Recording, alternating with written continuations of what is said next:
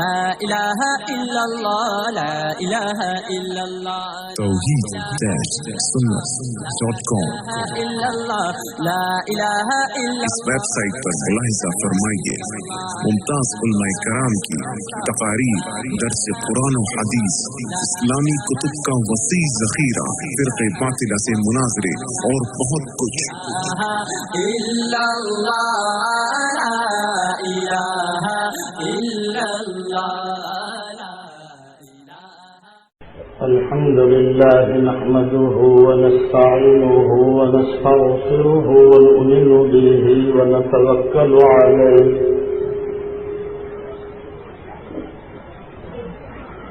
ونعوذ بالله من شرور أنفسنا ومن سيئات أعمالنا من يهده الله فلا مضل له ومن يضلله فلا هادي له ونشهد أن لا إله إلا الله وحده لا شريك له ونشهد أن سيدنا ونبينا ومولانا محمدا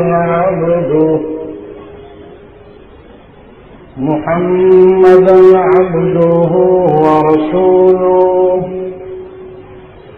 صلى الله تعالى عليه وعلى آله وأزواجه وأصحابه وبارك وسلم تسليما كثيرا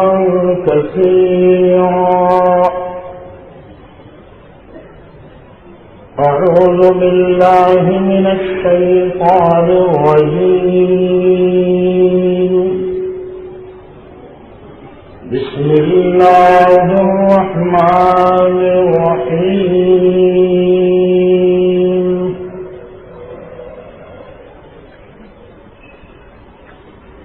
وما كان لنفس أن تموت إلا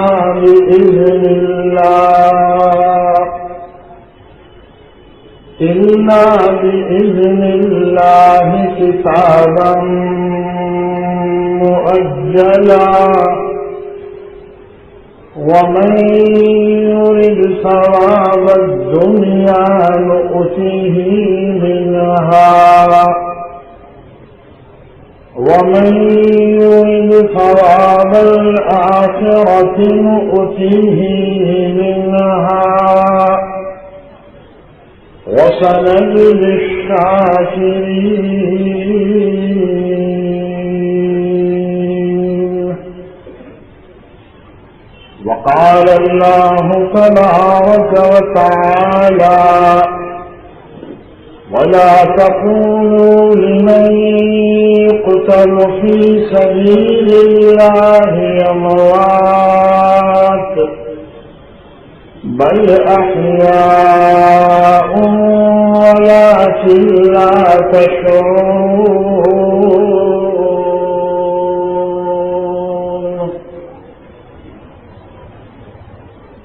صدق الله مولانا العظيم وصدق رسوله النبي الحبيب الكريم ونحن على ذلك لمن الشاهدين والشاكرين والحمد لله رب العالمين.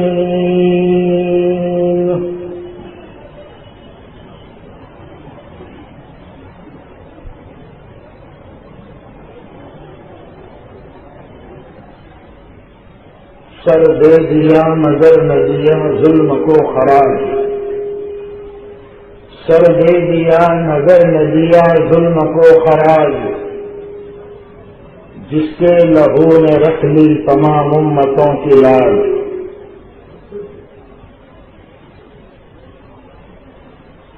سنتا نہ کوئی دہر میں صدق و صفا کی بات، سنتا نہ کوئی دہر میں صدق و صفا کی بات، اس مرد سرفروش نے رکھ لی خدا کی بات۔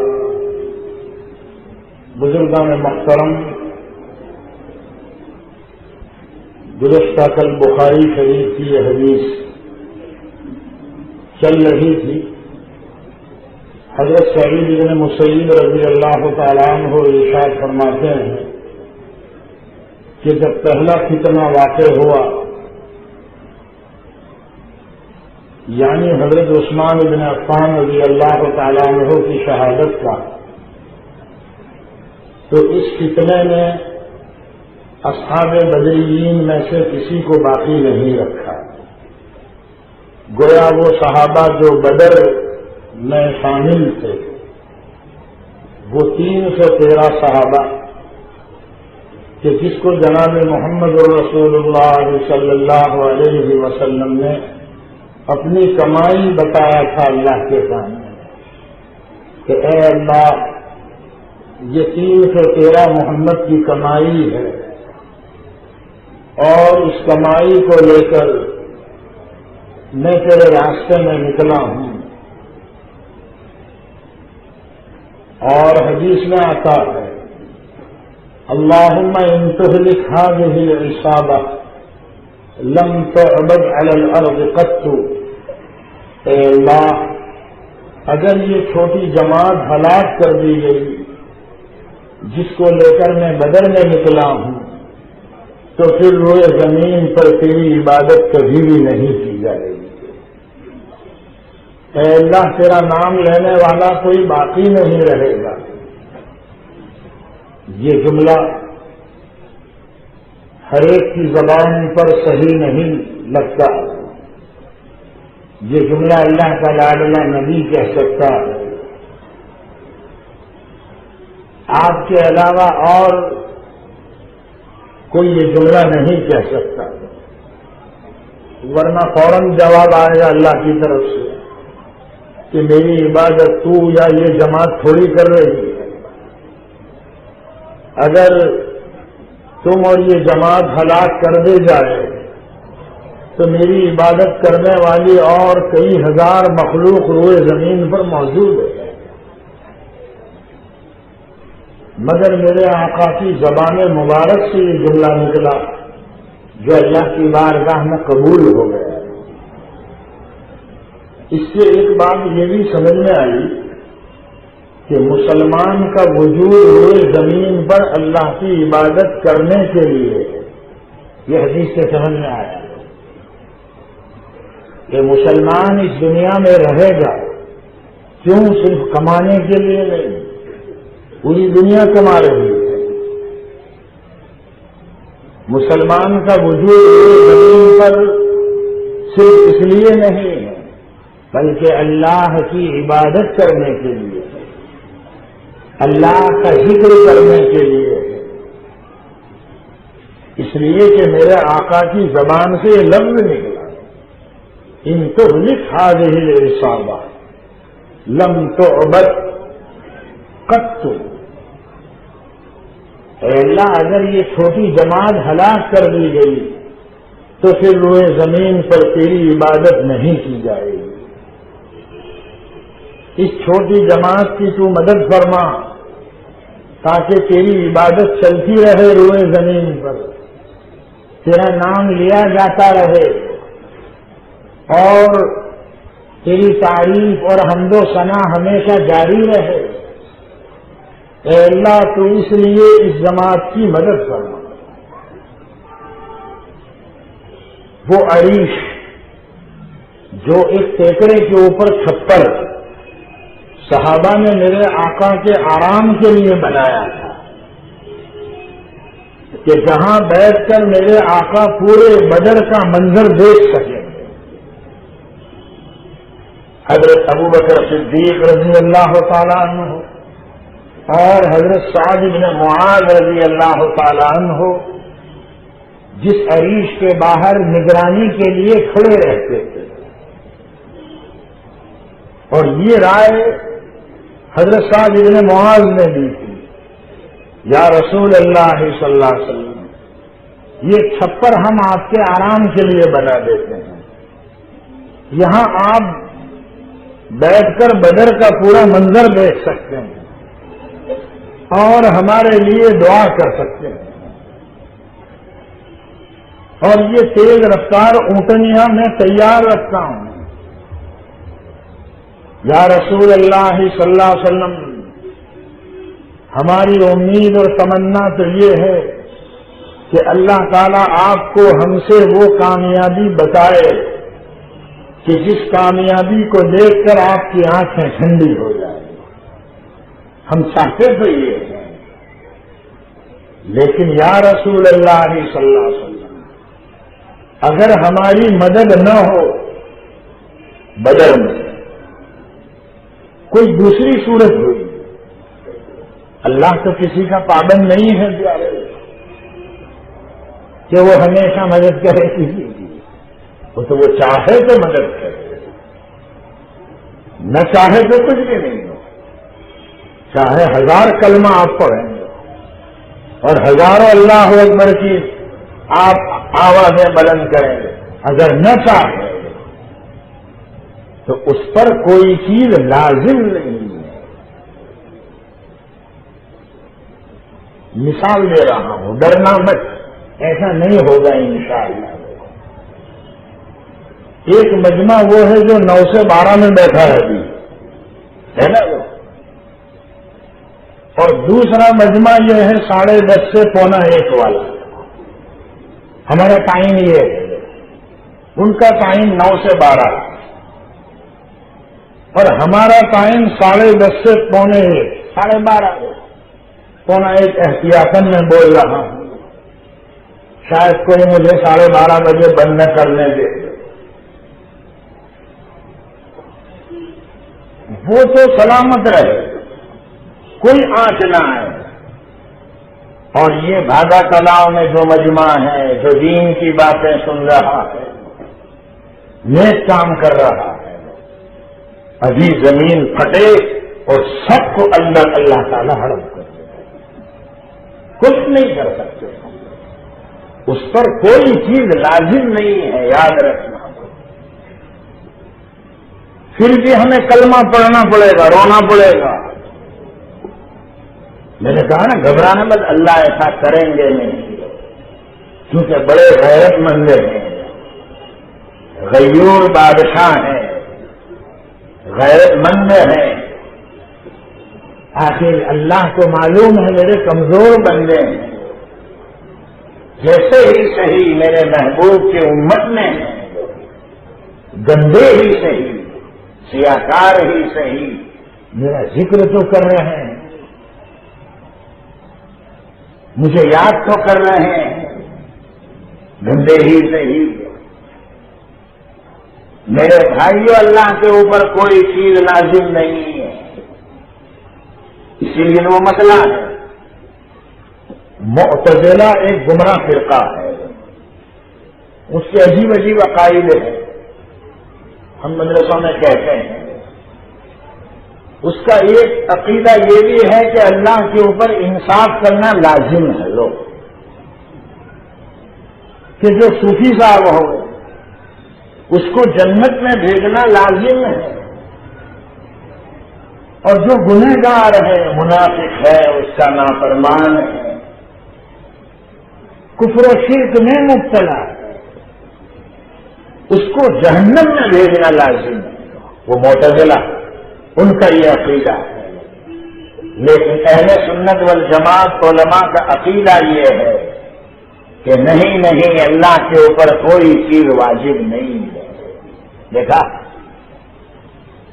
وہ اگر ایک صوفی صاحب کو گھسیٹ کر جہنم میں ڈالنا چاہیں تو ڈال سکتے ہیں. وہ اگر کسی منافق، کسی کٹر گنہگار کو جنت میں بھیجنا چاہیں تو بھیج سکتے ہیں. اس پر کوئی چیز واجب نہیں ہے، لازم نہیں ہے. اللہ تعالیٰ ایسا نہیں کرتے ہیں، یہ اور بات ہے، ایسا کریں گے نہیں. لیکن اللہ کے اوپر کوئی چیز واجب نہیں ہے. تو حضرت سعد بن معاذ رضی اللہ تعالیٰ عنہ بدر میں میرے آقا سے کہہ رہے تھے یا رسول اللہ صلی اللہ علیہ وسلم لعل اللہ ان یریک منا ما تقر عینک، اے اللہ کے نبی ہماری دلی تمنا تو یہ ہے کہ اللہ آپ کو وہ خوشی بتائے کہ جس کو دیکھ کر آپ کی آنکھیں ٹھنڈی ہو جائے. لیکن یا رسول اللہ اگر معاملہ دوسرا ہو، یعنی ہماری مدد نہ ہو، تو پھر یہ اونٹنیاں تیار ہیں، اس پر بیٹھ کر آپ مدینہ چلے جائیں. مدینہ میں جو لوگ رہتے ہیں ان سے زیادہ ہم آپ کو چاہنے والے نہیں ہیں. دیکھا ذرا الٹا، عربی میں ایک طریقہ ہے الٹا بولنے کا جس سے مبالغہ سمجھ میں آتا ہے. اس کی کئی مثالیں ہیں قرآن میں، ابھی چھوڑیے بات لمبی ہوگی. میں ایک محاورہ بتا رہا ہوں. اس طرح کہا کہ یا رسول اللہ صلی اللہ علیہ وسلم مدینہ میں جو لوگ رہ گئے ان سے زیادہ ہم آپ کو چاہنے والے نہیں ہیں. کیا مطلب؟ جتنا ہم آپ کو چاہتے ہیں، دیکھو مطلب یہ ہے جتنا ہم آپ کو چاہتے ہیں اتنا ہی وہ لوگ بھی آپ سے محبت کرتے ہیں. تو یا رسول اللہ صلی اللہ علیہ وسلم یہ اونٹنی پر بیٹھ کر آپ چلے جائیں مدینہ تاکہ آپ کے اوپر کوئی تکلیف نہ آنے پائے، یہ ہماری تمنا ہے. اور حضرت سعد بن معاذ نے جو خطبہ دیا تھا بدر میں وہ تو ایک عجیب، وہ شخص لے سکتا ہے جس نے یہ فیصلہ کر لیا ہو کہ ہم اپنی ساری چیزیں قربان کر دیں گے جناب محمد الرسول اللہ صلی اللہ علیہ وسلم پر. سرکار یہ مال آپ کا، ہماری اولادیں آپ کی، ہمارے مال میں سے جتنا آپ لینا چاہیں لے لیں اور جتنا چھوڑنا چاہیں وہ چھوڑ دیں. اور جو مال آپ لے لیں گے وہ ہمیں زیادہ پسند ہے اس مال سے جو آپ ہمارے پاس چھوڑ دیں گے. سرکار آپ جس سے چاہیں دوستی کریں، جس سے چاہیں دشمنی کریں، جس سے چاہیں صلح کریں، جس سے چاہیں آپ کوئی اور ارادہ کریں، ہم آپ کے ساتھ میں ہیں. آپ جیسا کہیں گے ہے نا. اسی کو وہ شاعر نے کہا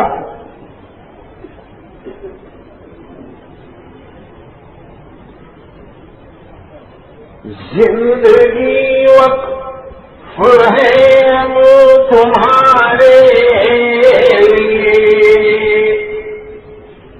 حق ادا ہم بھی الفت کا کر جائیں گے.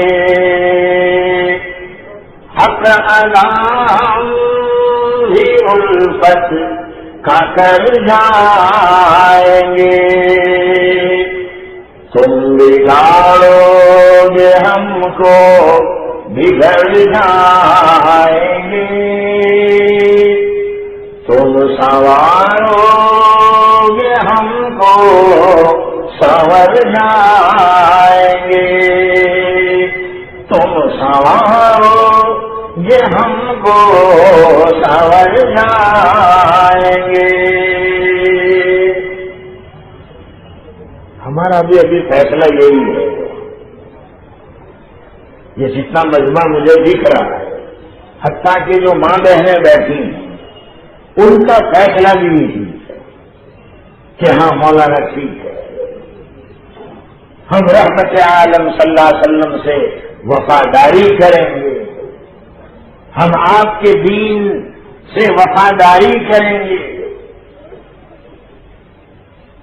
آسمان و زمین سب مخالف ہوئے، اب زمانے کوئی ہمارا نہیں، اب زمانے میں کوئی ہمارا نہیں، آپ نے بھی اگر ہم کو ٹھکرا دیا، ہم مصیبت کے مارے کدھر جائیں گے، ہم مصیبت کے مارے کدھر جائیں گے، ہمارا فیصلہ یہ ہے۔ اور ایک اور چیز ہم سب مانگ رہے ہیں، یعنی مدینہ المنورہ کی موت۔ بھائی ٹھیک ہے نا کہ میں غلط کہہ رہا ہوں؟ بولو، سب یہی چاہتے ہیں۔ اپنے مرنے کا کچھ بھی نہیں مجھے، فکر یہ ہے مدینہ میں مدفن ملے، خاک پائے محمد اگر مل گئی، نام روشن زمانے میں کر جائیں گے، نام روشن زمانے میں کر جائیں گے، جب مدینے میں ہوگا ہمارا گزر، سارے بگڑے ہوئے کام بن جائیں گے، سارے بگڑے ہوئے کام بن جائیں گے، بارشیں ہوں گی ہر سمت انوار کی، ہم غریبوں کے دامن بھی بھر جائیں گے انشاءاللہ۔ تو دیکھو بدر والے بڑی فضیلت والے، تو حضرت سعید بن مسیب رضی اللہ تعالیٰ عنہ فرماتے ہیں پہلا فتنہ جب ہوا، یعنی حضرت عثمان رضی اللہ تعالیٰ عنہ کی شہادت جو کل آپ نے سنا، تو اس فتنے میں اصحاب بدرین میں سے ایک کو بھی نہیں چھوڑا، وہ سب اٹھتے چلے گئے۔ کل میں نے کہا تھا بات یہاں سے شروع کی، نیک لوگوں کا دنیا سے اٹھ جانا بھی اللہ کا عذاب ہے، یہ بھی اللہ کی رحمت سے دوری ہے کہ نیک لوگ اٹھ گئے۔ اب جو جتنا بھی نیک ہے، اگر محلے میں کوئی نیک تھا وہ اڑ گیا تو دیکھو اتنی برکتیں بھی لے کے جائے گا۔ یہ فتنہ یہاں سے شروع ہوا، اور پھر یہ سبائی پارٹی کے لوگوں نے رفتہ رفتہ حضرت امام حسین رضی اللہ تعالیٰ عنہ کو بھی اپنا نشانہ بنایا۔ کل گفتگو ہماری یہاں تک آئی کہ مکہ آ گئے، نواز رسول، صدق پیغمبر، اور پھر کوفہ والوں نے خطوط لکھے تو کوفہ جانے کے لیے نکل گئے۔ کئی صحابہ نے آپ کو سمجھایا، جس کی تفصیل میں گزشتہ سال آپ کو کر چکا ہوں۔ آپ آگے بڑھتے ہیں کوفہ جانے کے لیے۔ حضرت مسلم بن عقیل کی شہادت کی خبر آپ کو ملتی ہے راستے میں، جو کوفہ میں عبید اللہ ابن زیاد نے شہید کر دیا تھا۔ یہ خبر جب آپ کو ملی تو آپ ٹھہر گئے، سارے ساتھیوں کو آپ نے جمع کیا اور فرمایا کہ اے لوگوں، کوفہ کے حالات کچھ بدل رہے ہیں، اور جو ہمارے ساتھ نہ آنا چاہے وہ یہاں سے واپس جا سکتا ہے، ان کے اوپر ہمارا کوئی الزام نہیں ہے۔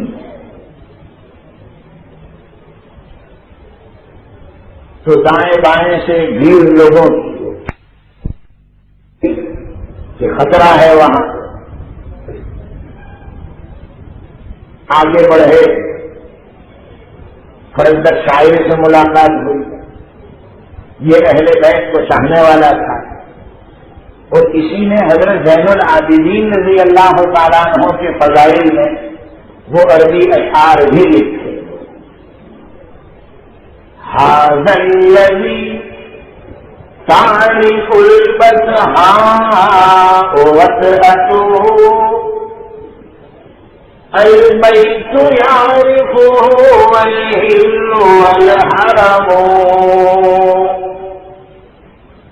هذا علي رسول الله والده هذا النقي التقي الطاهر العلم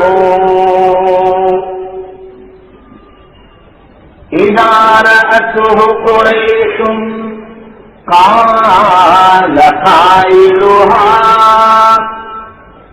إلى مكارمها لا ينتهي الكرم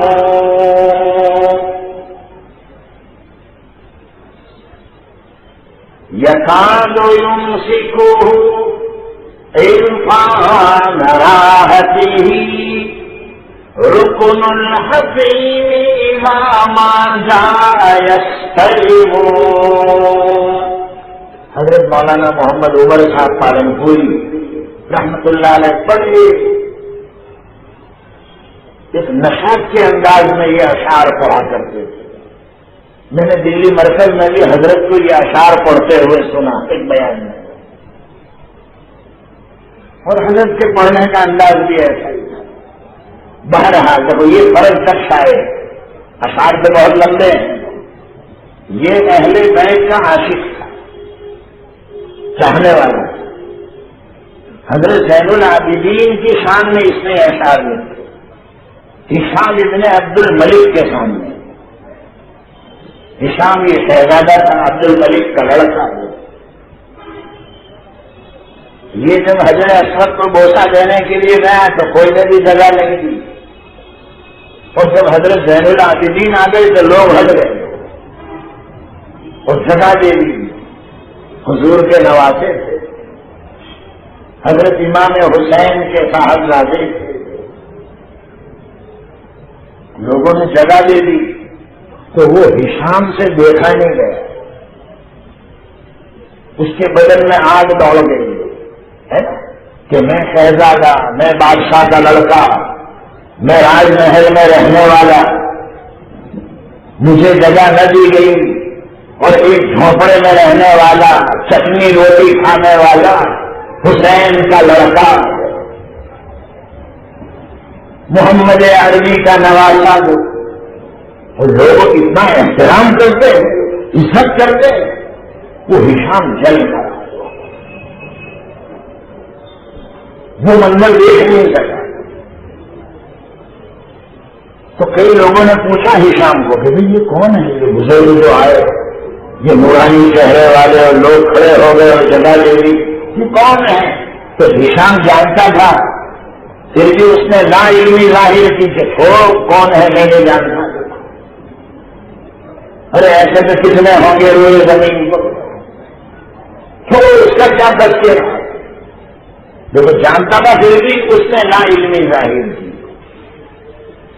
اس کو خطرہ ہوا کہ اگر میں بھی بتا دوں گا کہ یہ حضرت زین العابدین ہے تو لوگ مجھے چھوڑ کر ان کے پاس چلے جائیں گے۔ فرزدق شاعر وہ ملا راستے میں، تو حضرت امام حسین رضی اللہ تعالیٰ عنہ نے اس سے پوچھا کہاں سے آ رہے ہو؟ کوفہ سے آ رہا ہوں، کیا حال ہے ان لوگوں کا؟ تو فرزدق نے کہہ دیا کہ حضرت یہ سمجھیے کہ کل کوفہ کے رہنے والے پلٹ چکے ہیں، وہ اپنے عہد و پیمان سے پلٹ گئے ہیں. مجھے خطرہ ہے کہ کہیں برائی کی ابتدا آپ سے نہ ہو. ان کے دل آپ کی طرف ہیں لیکن ان کی زبانیں بنو امیہ کی طرف ہیں. دل میں کیا کی عزت ہے، لیکن کل جب تلوار میان میں سے نکلے گی تو ان کی تلواریں آپ کا ساتھ نہیں دیں گی. حضرت امام حسین رضی اللہ تعالیٰ عنہ نے یہ سن کر فرمایا فرزدت تم صحیح کہتے ہو. واپس جانا چاہا مگر حضرت مسلم بن عقیل کے بھائیوں نے نہیں جانے دیے واپس. نہیں بھائی جان ایسی بات نہیں ہے چلیے. اور آپ مسلم بن عقیل جیسے نہیں ہو، آپ میں اور مسلم میں بہت فرق ہے. وہ لوگ آپ کو دیکھتے ہی گریلا ہو جائیں گے. وہ بھائیوں نے اصرار کیا کہ نہیں بھائی ہم تو یہاں سے واپس نہیں جائیں گے، اپنے بھائی کے خون کا بدلہ لے کر رہیں گے یا ہماری قبریں بھی اسی راستے میں بن کر رہیں گی. تو حضرت امام حسین رضی اللہ تعالیٰ عنہ نے ایک آہ نکالی. ٹھیک ہے اگر تمہارا یہی فیصلہ ہے تو میں بھی تمہارے ساتھ چلتا ہوں. قضا اور قدر آسمانوں سے اترتی ہے. اللہ کا فیصلہ اگر ہماری مرضی کے مطابق اترا تو ہم اللہ کی نعمت کا شکرانہ ادا کریں گے، اور اگر اس کا فیصلہ ہماری مرضی کے خلاف اترا تو ہم صبر کریں گے. آگے چلے گئے. جب آگے بڑھے کئی مقامات سے گزرے کرا اور آگے بڑھو، میں بھی تمہیں آگے بڑھاؤں. ساتھیوں نے دیکھا کہ کچھ ہریالی نظر آ رہی ہے سامنے. ایک ساتھی بولے شاید باغیچہ آ رہا ہے. ذرا اور آگے بڑھے تو کچھ ساتھیوں نے کہا نہیں یہاں گنجان درختوں کا کوئی باغیچہ نہیں، لشکر آ رہا ہے ایسا لگ رہا ہے. تو پہلا لشکر اور یزید یلوی لے کر آیا. عبید اللہ ابن زیاد نے بھیجا تھا حضرت کو گرفتار کرنے کے لیے. پھر یزید کی ماں کہتے ہیں 1000 سے زیادہ کا لشکر. ادھر 72 ساتھی، 72 میں سے صرف 32 گھوڑے سوار. کچھ کے پاس تلوار وہ نکلتے نہیں تھے سے.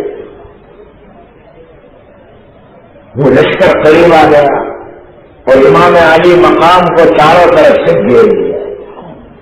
جب یہ پہلا لشکر ہے. ظہر کی نماز کا وقت ہوا، اذان دی گئی، نماز پڑھی گئی. نماز کے بعد حضرت امام حسین رضی اللہ تعالیٰ عنہ نے وہ لشکر میں جو لوگ تھے اس میں کوفہ والے پیچھے کے لیے تو ایک خطبہ دیا.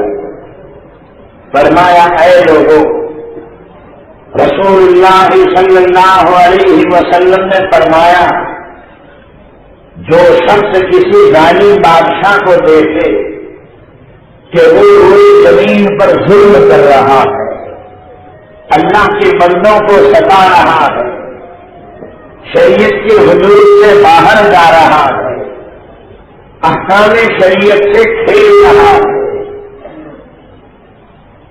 اور اس شخص نے اس ظالم بادشاہ سے مقابلہ نہیں کیا، اس کی مدافعت نہیں کی، تو کل قیامت کے دن اللہ تعالی اس شخص کو بھی اس ظالم بادشاہ کی لائن میں کھڑا کر دیں گے. اے لوگوں، یزید اور عمراء یزید نے شریعت کے احکام کو کھلونا بنا رکھا ہے. وہ حدود شریعت سے باہر نکل چکے ہیں. مال غنیمت کو اپنا مال سمجھ رہے ہیں. تمہارے شریف لوگوں کو مار رہے ہیں. وہ حضرت مسلم بن عقیل کے طرف اشارہ ہے. تم ان لوگوں سے سوائے برائی کے اور کچھ نہ دیکھو گے. یہ تمہارے شریف لوگوں کو ماریں گے، مسلح کریں گے، ہاتھ کان ناک کاٹیں گے. اے لوگوں، ابن مرجانہ کے مقابلے میں ابن بنت رسول اللہ زیادہ مستحق ہے کہ تم اس کی مدد کرو، اس سے محبت کرو. اے لوگوں، تم نے خود خط لکھ کر ہمیں بلایا اور ساتھ دینے کا وعدہ کیا تھا.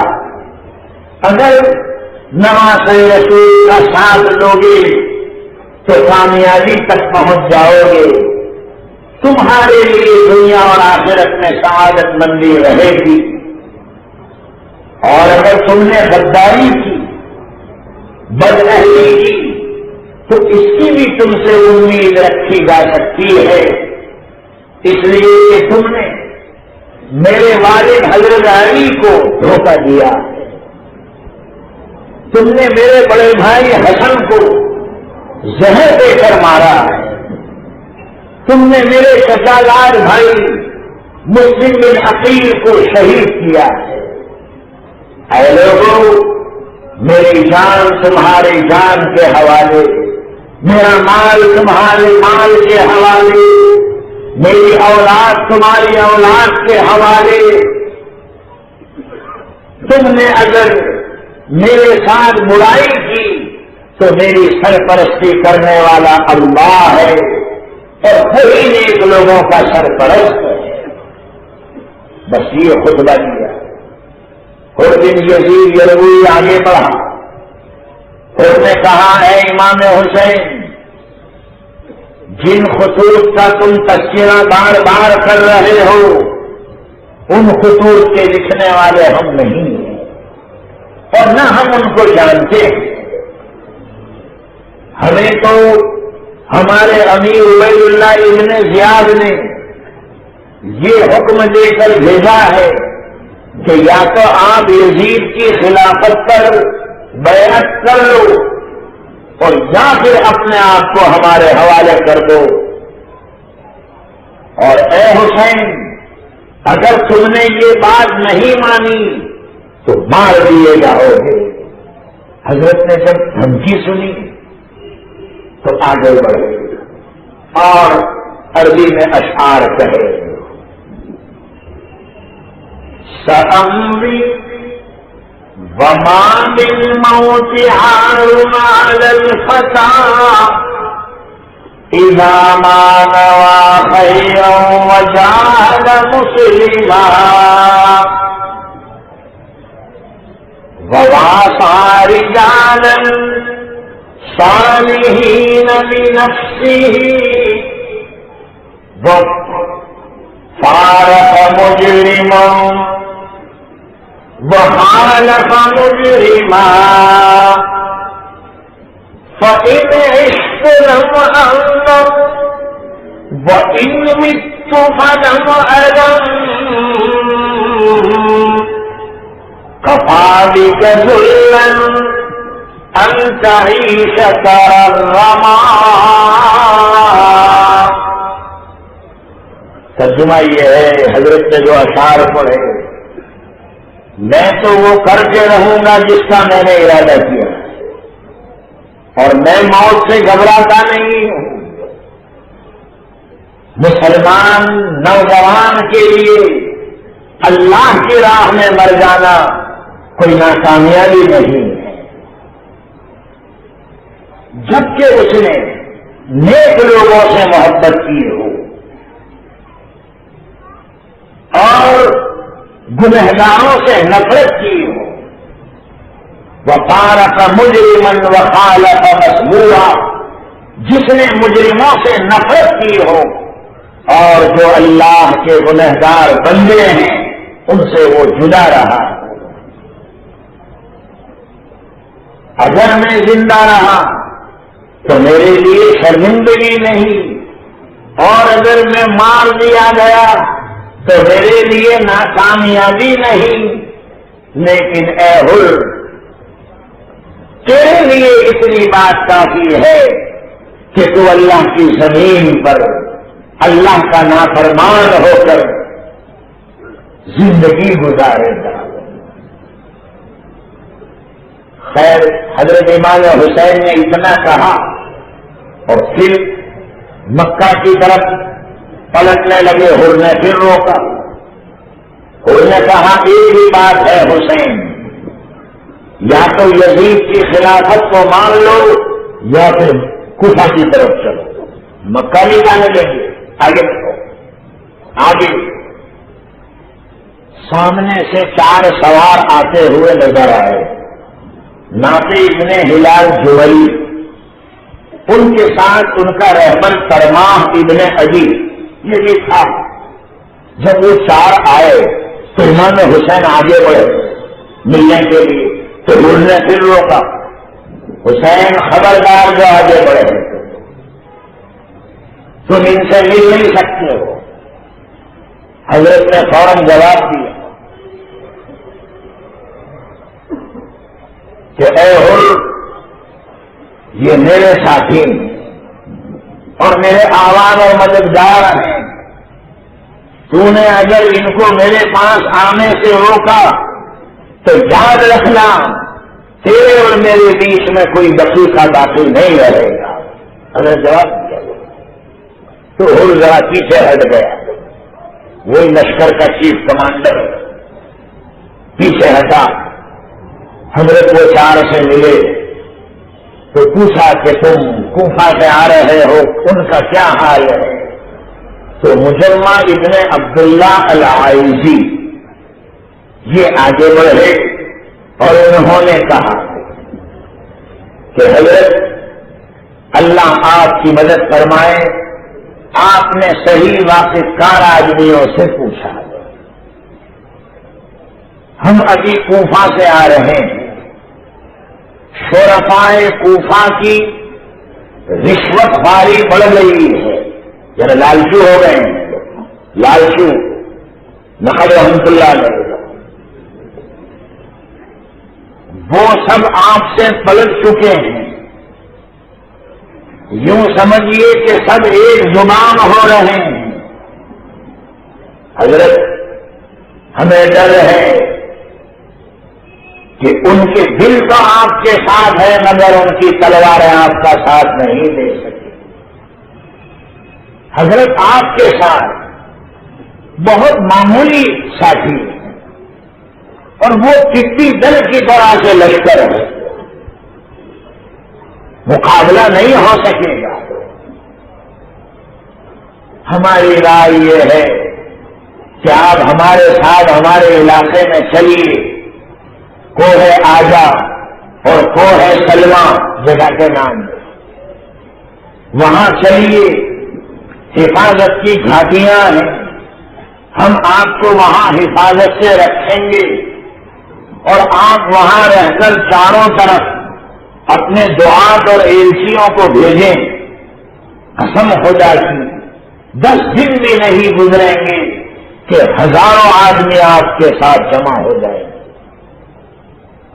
پھر اگر کسی دشمن کی تلوار نکلے گی بھی تو آپ دیکھ لیں گے کہ ہزاروں تلواریں آپ کا ساتھ دے گی۔ اب امام حسین سن رہے تھے، بات تو بڑی کام کی ہے۔ حضرت نے آہ نکالی اور فرمایا، اے مجمع، اللہ تجھے جزائے خیر دے کہ تو نے یہ عقیدت میرے سامنے ظاہر کی، لیکن کچھ لوگ تمہارے اور میرے درمیان میں حائل ہو گئے ہیں، وہ مجھے تمہارے ساتھ میں آنے نہیں دیں گے۔ خود کی طرف اشارہ کیا حضرت امام علی مقام نے کہ پوچھو ان سے، اگر یہ اجازت دے تو لے چلو، حضور نے پھر انکار کیا کہ تم نہیں لے جا سکتے، ہم ہمارے امیر کی خلافت نہیں کر سکتے، ان کی خلاف ورزی ہم نہیں کریں گے۔ عبید اللہ نے ہم کو آرڈر دیا ہے یا تو یزید کو خلیفہ مان لیں یا ہم ان کو گرفتار کریں۔ خیر آپ ٹھہر گئے۔ اس کے بعد آپ نے اپنے ساتھی قیس ابن مسیر سیدائی، جن کو آپ نے بھیجا تھا کوفہ پہلے سے کہ کوفہ والوں کو ہمارے آنے کی خبر دو، تو عبید اللہ نے قیس کو بھی وہ چھت پر چڑھایا تھا اور کہا تھا حسین کو گالی دے اور حسن کو اور علی کو، تو میں تجھے چھوڑ سکتا ہوں ورنہ نہیں۔ یہ واقعہ میں گزشتہ سال سنا چکا ہوں آپ کو کوفہ والا کو۔ تو پہلے تو قیس نے ہاں کہا تھا کہ ہاں میں گالی دینے کے لیے تیار ہوں، تو عبید اللہ بہت خوش ہوا تھا، اوپر لے گئے تھے۔ تو اوپر جا کر کیا کہہ رہے ہیں؟ اے لوگوں،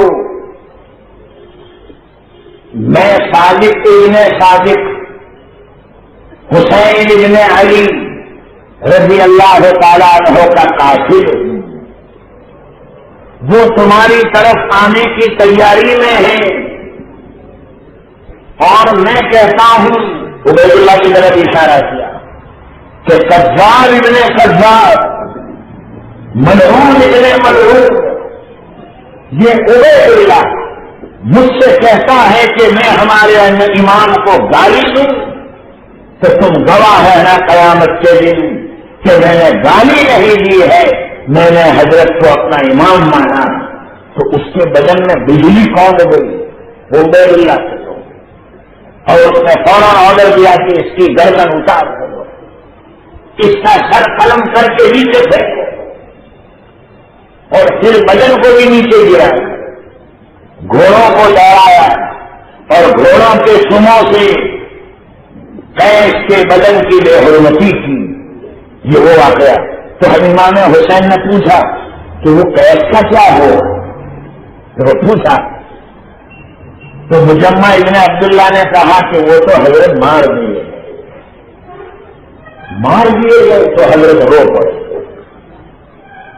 اور یہ صدمہ آپ سے برداشت نہ ہو سکا، دعائے مغفرت کی۔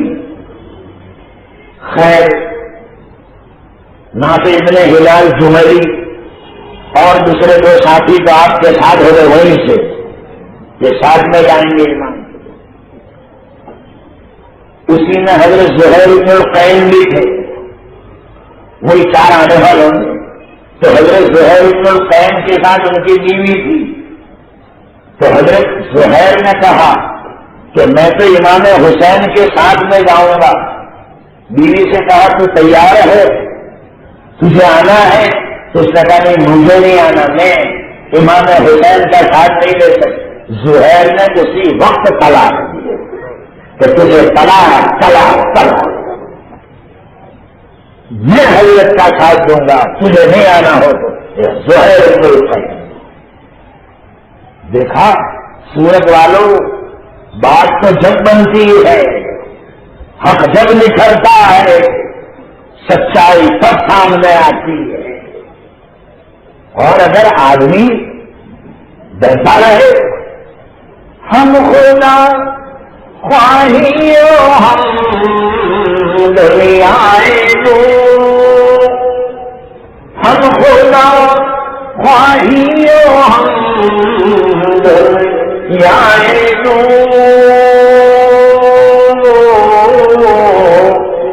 خیانت تمہارا سجود، کمی دنیا کو بھی چاہتے ہو اور اللہ کو بھی چاہتے ہو، تو یہ دونوں باتیں جمع نہیں ہو سکتی۔ اگر اللہ کو چاہتے ہو تو کمینی دنیا کو چھوڑنا پڑے گا، اور اگر کمینی دنیا مطلوب ہے تو پھر اللہ کو چھوڑ دو۔ خیر حضرت آگے بڑھے، قصر بنی مقاتل اور وہاں سے پھر نینوا پہنچے. یہ نینوا حضرت ایوب علیہ السلام والا علاقہ. نینوا والوں کی تو نبی تھے حضرت ایوب علیہ السلام. قرآن میں جو واقعہ ہے 23ویں پارے. جب نینوا تک پہنچے تو ایک سانمی سوار آیا سامنے سے اور اس نے عبید اللہ کا خط دیا حر کو. عبید اللہ ابن زیاد نے یہ لکھا کہ حسین ابن علی اب بھی اگر ہماری اطاعت میں نہ آئے اور وہ یزید کو امیر المومنین نہ مانے تو پھر حسین اور اس کے ساتھیوں کو کھلے ہوئے میدان میں اتارا جائے جہاں نہ درخت کا سایہ ہو نہ پانی کا کوئی چشمہ ہو. حسین کو لکو لک میدان میں اتارا جائے. وہ بن یزید نے پڑھا وہ خط. یہ تو عبید اللہ نے لکھا ہے. تو وہ خط پڑھ کر سنایا حضرت کو امام حسین رضی اللہ تعالی کہ امیر کا خط آیا اور آپ کو لکو لک میدان میں اترنے کا آرڈر دیا ہے اور میں اپنے امیر کی اطاعت کروں گا. تو حضرت کی آنکھوں سے پھر آنسو بہے. فرمایا کہ اے حر اب تم ہم کو زیادہ تکلیف نہ دو تو بہتر ہے یا تو یہی رہنے دو اور اگر یہاں نہیں رہنے دیتے ہو تو قریب کے علاقے میں جہاں غازیہ اور شقیہ ہے گاؤں تھے دونوں اہل بیت کو چاہنے والے لوگ ہم کو وہاں پہنچا دو تو ہم وہاں رہیں گے. حر بن یزید نے انکار کیا اور کہا نہیں حضرت میں ایسا نہیں کر سکتا. عبید اللہ نے چند نگرانی کے لیے آدمی بھیجے ہیں مجھ پر کہ میں اس کے حکم کی تعمیل کرتا ہوں یا نہیں تو تعمیل کروں گا ورنہ میں ڈرتا ہوں اس سے. جب حر نے یہ کہا تو حضرت زہیر بن القیم نے حضرت کے کان میں آہستہ سے کہا دیکھا یہ ہے حسینی سپہ سالار یہ ہے حسینی شیر. ان کو کہتے ہیں وہ روڈ پر ناچنے والوں کو شیر نہیں کہتے. شیر نکلتے ہیں دیکھو اچھے پٹے چٹے بدن پر لگا کر بالکل واہ نکلتے ہیں. ہمارے بڑودا میں نکلتے پتہ نہیں یہاں نکلتے ہیں وہاں نکل کے پہلے ابھی بھی ہے اگر سے کچھ کمی ہوئی ہے. ادھر مسجد میں نماز ہوتی ہے اور ادھر علی شیر خدا کے لشکر والے ناچتے ہیں دیکھو بابر بلے ناچتے ہیں. عورتیں جمع ہوتی ہے پیسے ڈالتے ہیں اور بعض عورتوں کو ہم نے دیکھا بچے دیتے ان کی گود میں کہ بابا سر پہ ہاتھ پھرا دو بچے تو بچے کے سر پر ہاتھ پھرا دیتے ہیں. میرے خیال سے یہی دعا دیتے ہوں گے کہ اللہ تعالیٰ تیرے کو بھی ہمارے جیسا باغ بلّا بتا دے جیسے ہم باغ بلے ہیں اور پیسوں کے لیے جیسے آج بہت بنے ہیں اور نہ کرائے تو وہ شیر بنے. اللہ تمہارے کو بھی ایسا بنائے. نماز نہیں ہم تو دولہے نہ تھے یہ دولہے کہاں سے آئے اس طرح لوگوں کو پھر ہم پہ ہنساتے کیوں اس طرح لوگوں کو پھر ہم پہ ہنساتے کیوں ہے شجاعت کا سبق دیکھو بہادری کا سبق ہے. نبی کے نواسے نے بہادری کا سبق دیا تو ہم نے ناچنے کا سبق لے لیا. لو سبق کیا دیا ہے شجاعت کا سبق میری شہادت سے حیا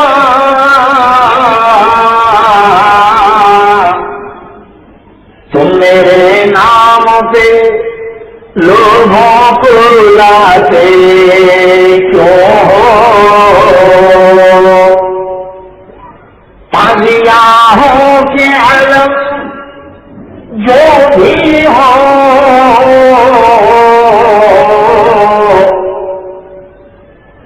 تازیاہوں کے علم جو کچھ بھی ہو، تم حسینی ہو تو پھر ان کو بناتے کیوں ہو؟ یادگار حسینی میں اگر تازیہ بنانا جائز ہوتا تو صحابہ بناتے، اور میں کہتا ہوں سب سے پہلے تازیہ امیر حمزہ کا ہونا چاہیے، جن کا قصہ آپ نے کل سنا، احد میں شہید ہوئے اور بدن کے 24 ٹکڑے، جن ٹکڑوں کو دیکھ کر میرے آقا کی آنکھیں اشکبار ہو گئی اور اللہ کے پیارے نبی رو پڑے تھے، اور اللہ کے لاڈلے نبی نے یہ لقب دیا کہ سید الشہداء فی الجنت ہوا حقی، تمام شہیدوں کے سردار کل قیامت کے دن وہ میرے چچا بن گئے۔ تو چچا کو تو کوئی جانتا بھی نہیں ہے، کوئی نہیں جانتا۔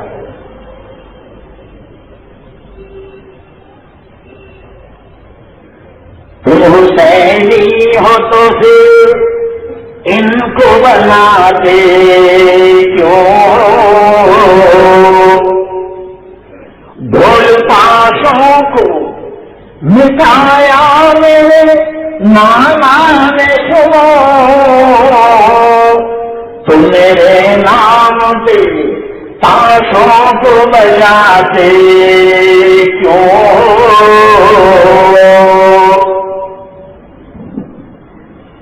سرکتا سجدے میں آخر وہ تھا وقت نماز،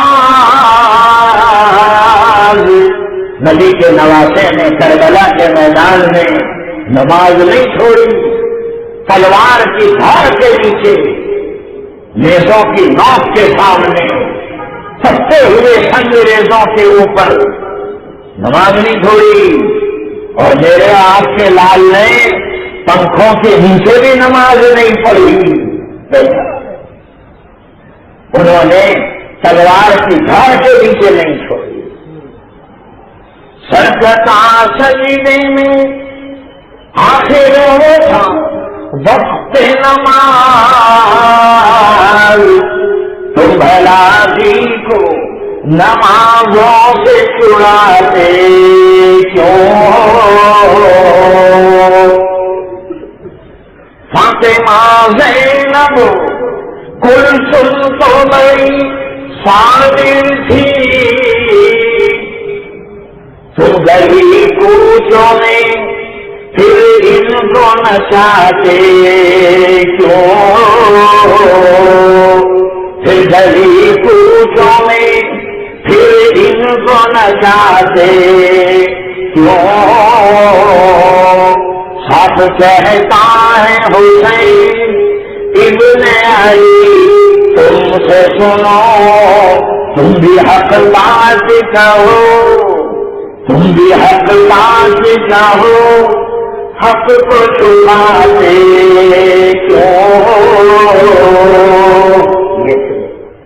حسینی سپہسالار حضرت زہیر بن القیم نے کان میں کہا آہستہ سے کہ حضرت اگر اجازت ہو تو یہ لشکر والوں سے لڑ لیں ہم دیکھا کیوں کہ اس کے بعد جو لشکر آئے گا ان سے لڑنا مشکل ہوگا، آپ کہیں تو ابھی تلوار چلائیں۔ امام علی مقام نے فرمایا زہیر تلوار چلانے کی ابتدا ہماری طرف سے نہیں ہوگی، دیکھا میرے نانا جان نے تلوار چلانے سے منع فرمایا، خونریزی سے منع فرمایا۔ اسلام امن پسند مذہب ہے، صلح پسند مذہب ہے، یہ گردنیں کٹانے کے لیے دنیا میں نہیں آیا ہے۔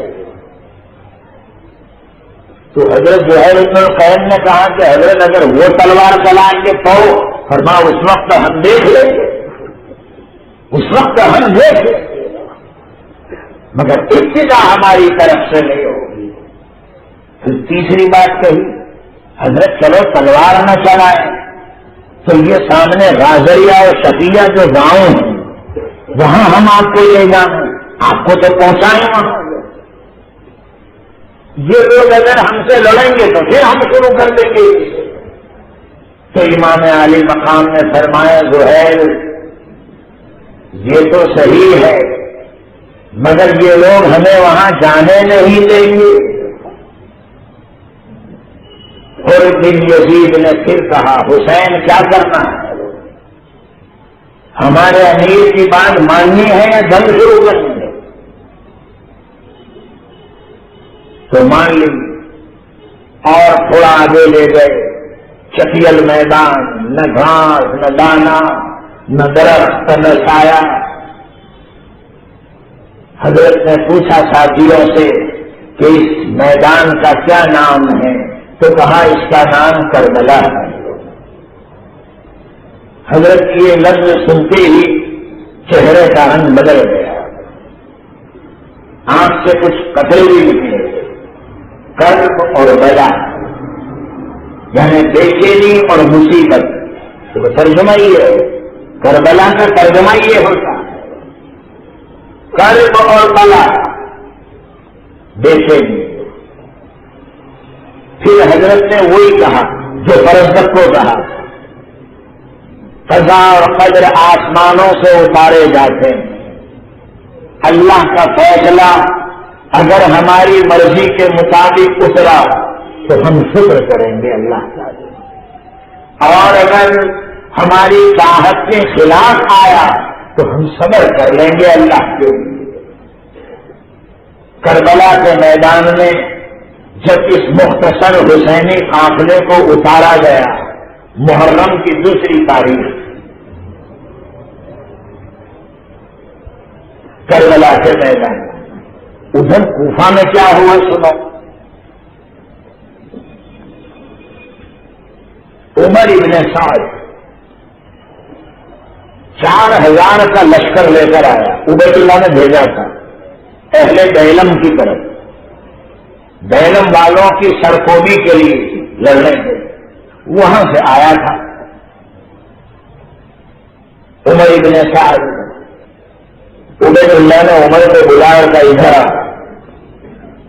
ابھی بیلم کے علاقے میں بعد میں جانا، تو کربلا کی طرف جا حسین ابن علی کو گرفتار کرنے کے لیے۔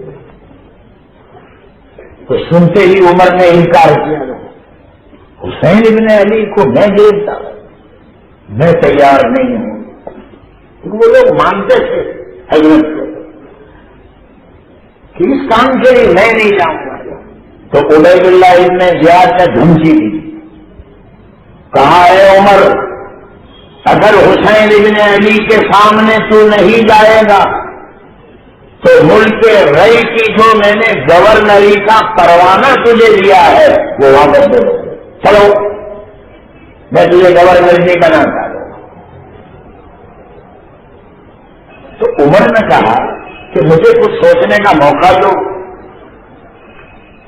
اس نے موقع دیا عبید اللہ نے، رات کا اندھیرا ہے، عمر بن سعد اپنے محل میں چکر لگا رہا ہے کہ میں کیا کروں، ملک رئی کی گورنری لے لوں اور حسین ابن علی سے لڑ لوں جو حضور کے نواسے ہیں، یا پھر یہ ہے کہ نواسے کو لے لوں اور گورنری کو ٹھوکر مار دوں۔ وہ رات کو چکر لگا رہا ہے اور بولتا جا رہا ہے، أَأَتْرُكُ مُلْكَ الرَّيِّ وَالرَّيِّ رَغْبَتِي أَمْ أَرْجِعُ مَذْمُومًا بِقَتْلِ حُسَيْنِ وَفِي قَتْلِهِ النار التي ليس دونها حجاب والري رغبتي. کیا میں ملک رئی کی گورنری کو چھوڑ دوں؟ حالانکہ یہ گورنری میری آنکھوں کی ٹھنڈک ہے، میں تو یہ دنیا ہی چاہتا ہوں، یا پھر میں ذلیل ہو کر لوٹ جاؤں حضرت امام حسین جیسے شخص سے لڑنے کی وجہ سے. اور پھر خود ہی کہہ رہا ہے اگر میں نے حسین ابن علی سے لڑ لیا اور قتل کر دیا تو پھر جہنم کا عذاب میرے لیے لازم ہو جائے گا، اور جہنم کے عذاب سے میں بچ نہیں سکوں گا. لیکن کیا کروں؟ گورنری چھوڑ دوں؟ دیکھو چکر لگا رہا ہو، بولتا جا رہا ہے. صبح ہوئی عبید اللہ نے بلایا کہ ادھر آؤ، کیا سوچا تم نے؟ تو عمر کہنے لگا شرفائے کوفہ میں سے فلاں فلاں کو بھیجو مقابلے کے لیے. نام دی کہ وہ اچھا رہے گا، وہ ٹھیک رہے گا، ان کو. تو عبید اللہ نے کہا میں تیری بات ماننے کا پابند نہیں ہوں، میں تجھے بھیجنا چاہتا ہوں، تجھے جانا ہے یا نہیں؟ تو مجبوراً ہاں کہا. دوسرا لشکر عمر بن سعد لے کر 4000 سے زیادہ سپاہی وہ لے کر گیا اور کربلا کے میدان میں آیا. اس نے آتے ہی امام علی مقام سے یہ پوچھایا کہ تم کیوں آئے ہو؟ تو حضرت حسین رضی اللہ تعالیٰ عنہ نے جواب میں کہا کہ اے عمر میں خود نہیں آیا، کوفہ والوں نے مجھے بلایا اور خط لکھ کر بلایا تاکہ ہم انصاف کریں ان کے معاملے میں. اب اگر تمہیں میرا آنا ناگوار ہو تو میں واپس جانے کے لیے تیار ہوں. جب یہ کہا عمر کے دل میں بھی ذرا سنجیدگی تھی، بات مان لی اس نے کہ تم پھینک جاؤ، آپ واپس جانا چاہتے ہو؟ تو کہ ہاں. پھر میں عبید اللہ کو ذرا کہہ عمر بن سعد نے کربلا کے میدان میں سے وہ خط لکھا، کچھ ساتھیوں کو لے کر دیا. اللہ کا شکر ہے حسین ابن علی ہمارے مقابلے پر نہیں آ رہے ہیں، وہ تو واپس جانے کے لیے تیار ہے، کوفہ والوں کے بلانے پر آئے ہیں، خود نہیں آئے. عبید اللہ نے جب یہ خط پڑھا تو اس نے کہا میں حسین ابن علی کی اس درخواست کو ماننے کے لیے تیار نہیں ہوں. پہلے حسین کو مجبور کرو کہ وہ یزید کو خلیفہ مان لیں، اگر مان لیں تو صلح نامہ لکھ کر تیار کرو اور حسین کو اور وہ صلح نامے کو میرے پاس بھیج دو.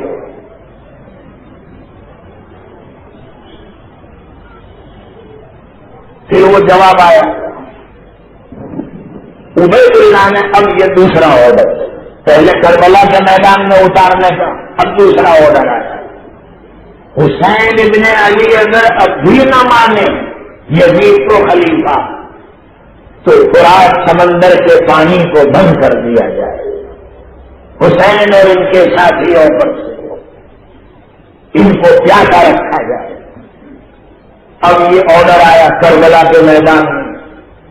تو حضرت عمر ابن سعد نے جب یہ پڑھا تو حضرت کو کہا کہ دیکھو میں نے تو یہ درخواست بھیج دی تھی عبید اللہ کو، مگر وہ ماننے کے لیے تیار نہیں ہے. اب یہ آرڈر آیا ہے کہ آپ پر سے پانی بند کر دیا جائے. 500 سپاہی عمرو بن حجاج زبیدی کی ماتحتی میں فرات سمندر کے کنارے پر کھڑے کر دیے. یہ 6 محرم کی شام تھی، یعنی 5ویں محرم سے پانی بند کر دیا گیا. پورا دن پیاس کی حالت میں گزرا، بچے روتے تھے پیاس کی وجہ سے، اپنی ماؤں کی خشک گودوں میں بلبلانے لگے، پانی طلب کرنے لگے۔ حضرت سے بچوں کا رونا دیکھا نہیں گیا، تو اپنے بھائی حضرت عباس سے کہا کہ عباس جاؤ کچھ پانی لاؤ، یہ بچے رو رہے ہیں دیکھیں۔ 20 ساتھیوں کو لے کر حضرت عباس گئے فرات کنارے پر، پانی بھر لیا، مشکیزیں بھر کر واپس لا رہے تھے کہ پھر وہ سپاہیوں نے حملہ کیا اور میزے مار کر وہ مشکیزیں چیر دیے اور پانی کو کربلا کے سنگ ریزوں پر بہا دیا گیا۔ ظالموں سے یہ تو منظور ہوا کہ کربلا کے سنگ ریزے پانی سے تر کر دیے جائیں، لیکن نواز رسول کے خشک حلق کو پانی سے تر کیا جائے، یہ ظالموں سے منظور نہیں ہو سکا۔ حضرت عباس واپس آئے، اب 8ویں محرم، پھر بچے رو رہے، پھر حضرت دیکھ نہیں سکتے، پیاس کے مارے بچے رو رہے، تو حضرت نے عمر ابن سعد کو کہلوایا کہ تنہائی میں تو مجھ سے مل، میں کچھ بات کرنا چاہتا ہوں۔ عمر نے کہا ابھی نہیں، رات کو، ابھی سپاہی دیکھ جائیں گے، وہ کچھ کا کچھ سمجھیں گے، رات کے وقت اندھیرے۔ عمر بن سعد بھی آیا، حضرت بھی گئے خیمے سے نکل کر، تو حضرت نے یہ 3 درخواستیں رکھی۔ نمبر 1، میں جہاں سے آیا ہوں مجھے واپس چلے جانے دو۔ نمبر 2، جہاں سے ہٹا کر کوئی حفاظت والی جگہ میں بھیج دو۔ نمبر 3، یا تم لوگ ہٹ جاؤ بیچ میں سے، مجھے یزید سے مل لینے دو، میں یزید سے مل لیتا ہوں، بات کر لیتا ہوں۔ تو عمر ابن سعد نے جو یہ تیسری آئٹم جوڑی ہے کہ اچھا یزید صاحب ملنا چاہتے ہو، ٹھیک ہے ٹھیک ہے، تو میں لکھتا ہوں عبید اللہ کو آپ سے کرنا چاہوں گا۔ عبید اللہ ابن زیاد کو عمر ابن سعد نے خط لکھا، اللہ کا شکرانہ ادا کرتا ہوں، اللہ نے کتنا اس امت کے اوپر سے اٹھا لیا۔ حسین ابن علی نے یہ 3 درخواستیں پیش کی ہیں، میرے نزدیک تیسری درخواست بہتر ہے کہ ہم ان کو یزید کے پاس لے جائیں، اب یزید اور یہ دونوں مل کے بات طے کر لیں، ہم ہر جانے بیچ میں۔ دیکھو عبید اللہ نے بھی مان لیا، یہ تیسری آئٹم ہے کہ پھر یہ ٹھیک ہے، ہم حسین کو پکڑ لیں ابھی اور یزید تک پہنچا دیں گے، یہ دونوں بات کر لیں گے۔ مگر شمر لعین وہاں بیٹھا تھا، دیکھا یہ کمینہ کتا سوائی پارٹی کا ایجنٹ شمر ابن ذوالجوشن، شمر لعین حسین اگر یزید کے پاس چلا گیا تو پھر وہ نہیں ہوگا جو ہم چاہتے ہیں۔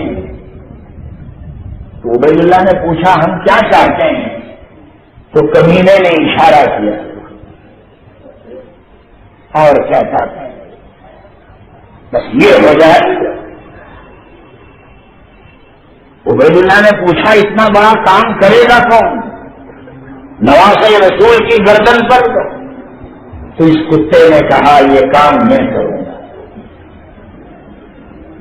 اس پر لعنت لعنت لعنت لعنت لعنت لعنت لعنت۔ اس کمینے نے کہا یہ ذمہ داری میری ہے،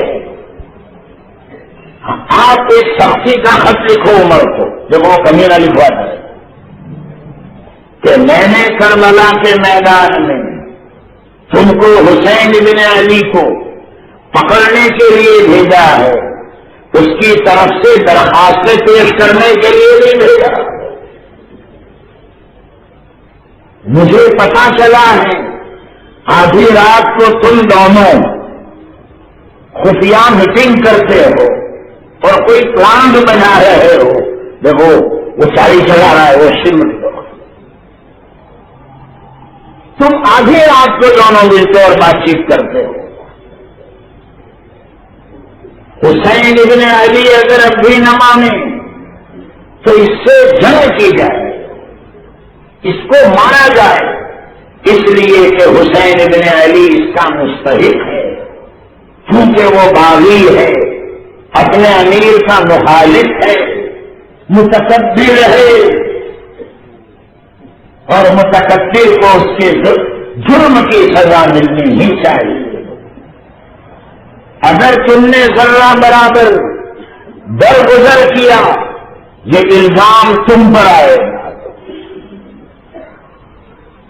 حسین ابن علی سے جنگ شروع کر دی جائے, اس کو زندہ یا مردہ یا اس کے سر کو قلم کر کے ہمارے دربار میں پہنچایا جائے. کہ وہ سر کی قیمت بولائی, سمجھ گئے, جو اس کا سر کاٹ کر ہمارے پاس بھیج دے گا اس کو اتنا انعام, جو حسین کی تلوار چھینے گا اس کو اتنا انعام, جو حسین کا ساتھا چھینے گا اس کو اتنا انعام, جو حسین کا رومال چھینے گا, چپل چھینے گا, اس کو اتنا انعام. فلاں تو وہ کمینہ لکھواتا ہے, وہ شبر وہ لکھوا رہا ہے. اور تم میرے حکم کی تعمیل کرتے ہو یا نہیں, میں نگراں مقرر کرتا ہوں تم پر, اور اگر یہ کام تم سے نہیں ہو سکتا تو میں تم کو معذور کرتا ہوں, اور لشکر کا چیف کمانڈر میں شمر ابن ذی الجوشن کو بناتا ہوں. فقط والسلام. دیکھا یہ خط کس نے لکھوایا؟ شمر یہ خط لے کر کربلا کے میدان میں آیا اور عمر بن سعد کو عبید اللہ کو یہ خط دیا کہ پڑھو, اس کو پڑھو. تو پڑھا تو عمر کی بھی آنکھوں میں سے آئی. سب سے پہلا وہ جملہ بولا عمر بن سعد, میں تو سمجھا کہ تو نواز رسول سے پیغام صلح لے کر آیا ہے, تو اعلان جنگ لے کر آیا. تو شمر نے ہنس کر کہا یہ تمہاری عقل کا دھوکہ ہے, زیادہ بات میں نہیں کرنا چاہتا, کیا کرنا ہے عمل کرنا ہے یا نہیں. اچھا, حضرت عبداللہ ابن ابی المحل ان کی پھوپھی حضرت علی کے نکاح میں تھی, ام البنین, ان سے 4 لڑکے تھے, حضرت عباس, عبداللہ, جعفر, عثمان, یعنی امام حسین کے 4 بھائی ہیں. مالک دیکھو مہر. تو عبداللہ نے یہ 4 کے لیے امن نامہ لکھوایا کہ ذرا 4 کا لکھ دو, ان کو کوئی نہ چھیڑے, کربلا میں ان کو کوئی نہ چھیڑے. تو شمر لعین یہ پیغام لے کر بھی آیا اور آ کر کہا یہ 4 کو برائی کرو, تم کو ہم نہیں چھیڑیں گے, تم کو امن ہے 4 کو. تو 4 نے کہا لعنت ہو تجھ پر اور تیرے امن نامے پر کہ تو ہم کو جو امن دیتا ہے اور نواز رسول سے لڑتا ہے, تیرے امن نامے کو ہم برداشت نہیں کرتے. وہ شمر لعین اتنا سا منہ لے کے واپس گیا گدھیڑی جیسا نہ, وہ گدھیڑی کا موت ایسا ہو گیا جب گدھیڑا لال مارتا ہے تب, اتنا سا کہ لعنت ہو تجھ پر اور تیرے امن نامے سے. نواز رسول سے لڑتا ہے اور ہم کو امن دیتا ہے. خیر عمر ابن سعد سے جب پوچھا کہ کیا کرنا چاہتے, عمر نے تیاری بتائی ہے, پھر ٹھیک ہے میں عمل کروں گا. 9 محرم شام کا ٹائم, عصر کی نماز پڑھ کر امام علی مقام ایک ٹیلے پر بیٹھے تھے, تلوار کے مقبض پر تیز لگا کر. اتنے میں عمر ابن سعد چند سپاہیوں کو لے کر گھوڑے پر دوڑتا ہوا, جب دوڑتا ہوا آیا تو حضرت عباس نے دیکھا, کہا حضرت عمر آ رہا ہے لشکر والوں کو لے کر، شاید اس کا ارادہ کچھ غلط معلوم پڑتا ہے، تو حضرت امام حسین نے سر اٹھایا اور کہا ٹھیک ہے میں جاتا ہوں، پوچھتا ہوں کس لیے آئے؟ تو حضرت پاک نے کہا نہیں بھائی جان میں جاؤں گا، آپ نہیں، خدا ہمیں وہ دن نہ بتائے کہ آپ کو کوئی تکلیف آئے، آپ کو کوئی آنچ آئے، میں جاتا ہوں آپ بیٹھیے گا۔ تو حضرت عباس گئے، عمر سے پوچھا کس ارادے سے آئے؟ تو اعلان جنگ ہے، حسین اگر نہ مانے تو اب جنگ ہے، جنگ کا اعلان، وہ بھی نواسے رسول کے سامنے۔ ٹھہرو جلدی مت کرو، میں حضرت کو کہوں پہلے۔ حضرت عباس واپس آئے، حضرت سے کہا یہ تو اعلان جنگ لے کر آئے ہیں، جنگ کرنا چاہتے ہیں۔ تو حضرت نے فرمایا ان سے ایک رات کی مہلت مانگ لو، صبح جو اللہ کو منظور ہوگا وہ ہوگا، لڑیں گے یا جو کچھ بھی کریں، اگر پڑھ لیں، دعا مانگ لیں، استغفار کر لیں، تسبیحات پڑھ لیں، ایک رات کی مہلت۔ تو حضرت عباس گئے، فرمایا نواز رسول تم سے ایک رات کی مہلت مانگ رہے ہیں۔ تو عمر نے شمر کو دیکھا تو یہ کتا ہنسا، کہنے لگا مہلت دینے سے بھی کوئی فائدہ نہیں ہے، دیکھو یہ کہتا ہے، یہ شمر کہتا ہے فائدہ کچھ بھی نہیں ہے، یہ صبح تم سے ضرور لڑے گا حسین کو۔ تو قیس ابن اشعث جو ان کا ہی سپاہی تھا وہ بولا کہ لعنت ہے تجھ پر، نواز رسول ایک رات کی مہلت مانگ رہے وہ نہیں دے رہے تم، جب وہی سپاہی بولا ان کا ہی۔ قسم ہے خدا کی اگر حسین ابن علی پہلے بیلم میں سے ہوتے یعنی ہمارے دشمنوں میں سے اور ایک رات کی مہلت مانگتے تب بھی ہمیں ایک رات کی مہلت دینا ضروری تھا کہ رائے کے نواز رسول ہیں اور ہم مہلت نہ دیں۔ تو شمر نے پھر ہنس کر کہا ٹھیک ہے تم لشکر کے امیر ہو، مہلت دے دو ایک رات کی۔ مہلت دے دی گئی۔ اب حضرت امام علی مقام نے مغرب کی نماز پڑھی، عشاء پڑھی کربلا کے میدان میں۔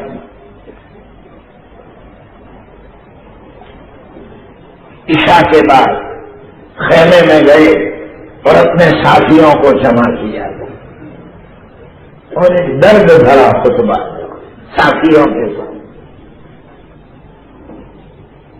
حسین اس اللہ کی حمد و ثنا کرتا ہے جس اللہ نے ہمیں قرآن کا علم دیا، قرآن کی سمجھ دی۔ میں اس اللہ کا شکرانہ ادا کرتا ہوں جس نے ہمارے نانا جان کو نبیوں کا امام بنایا اور ہماری شان میں آیت تطہیر نازل فرمائی، قرآن نے ہماری تعریف کی۔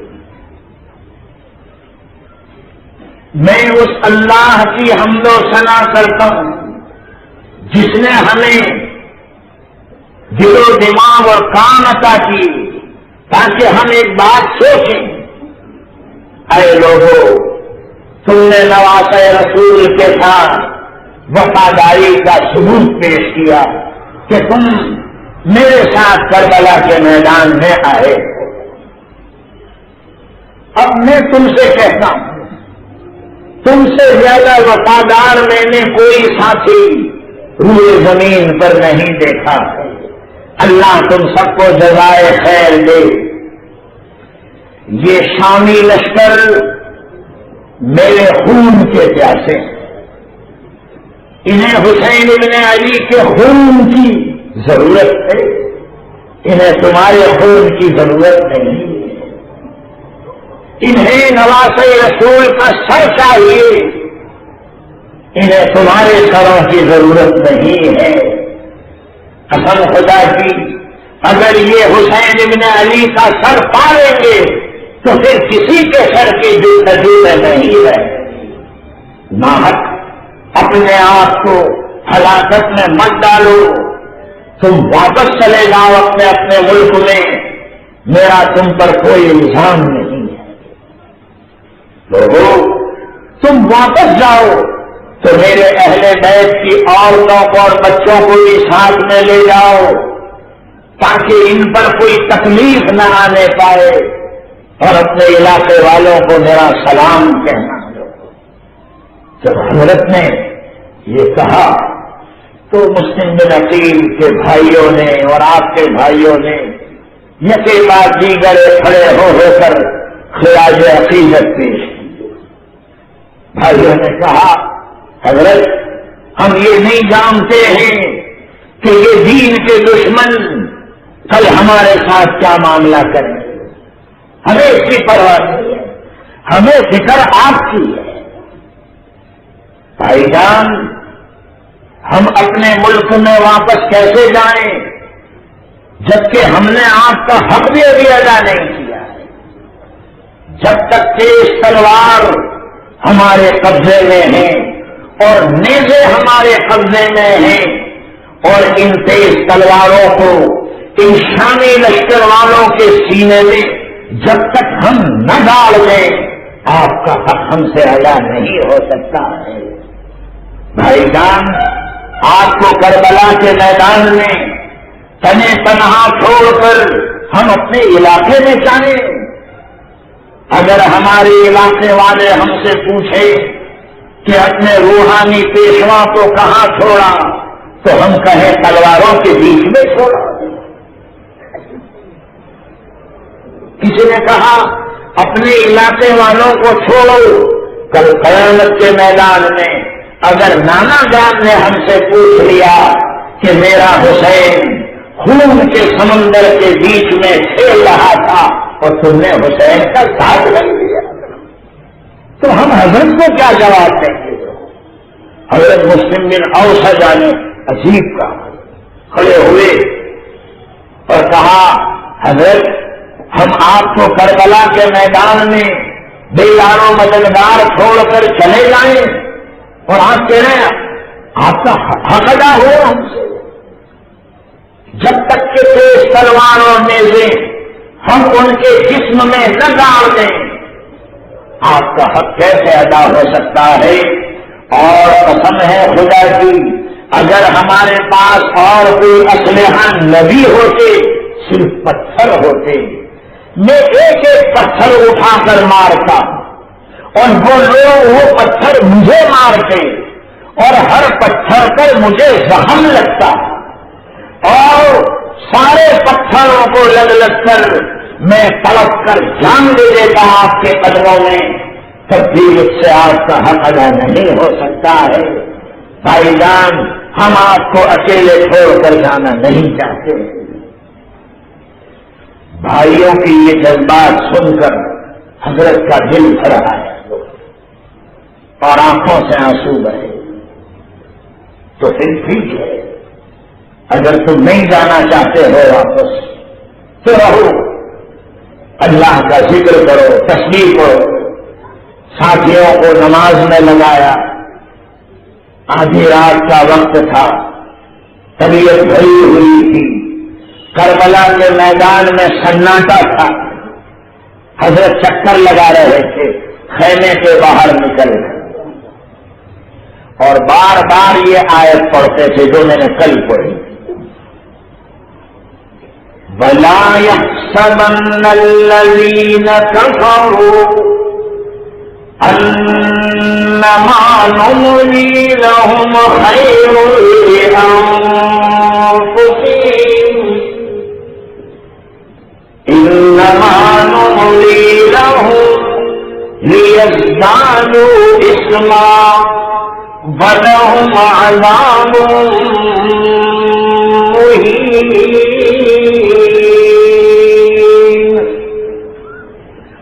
مَا كَانَ اللَّهُ لِيَذَرَ الْمُؤْمِنِينَ عَلَى مَا أَنتُمْ عَلَيْهِ حَتَّى يميز الخبيث من الطيب وما كان الله ليطلعكم على الغيب ولكن الله يجتبي من يشاء من رسله فآمنوا بالله ورسله وإن تؤمنوا وتتقوا فلكم أجر عظيم. ہرگز کفر کرنے والے یہ گمان نہ کریں کہ ہمارا ڈھیل دہنا ان کو ہمارا ڈھیل دہنا ان کو بہتر ہے ان کے حق میں. ہم جو انہیں ڈھیل دیتے ہیں کیوں؟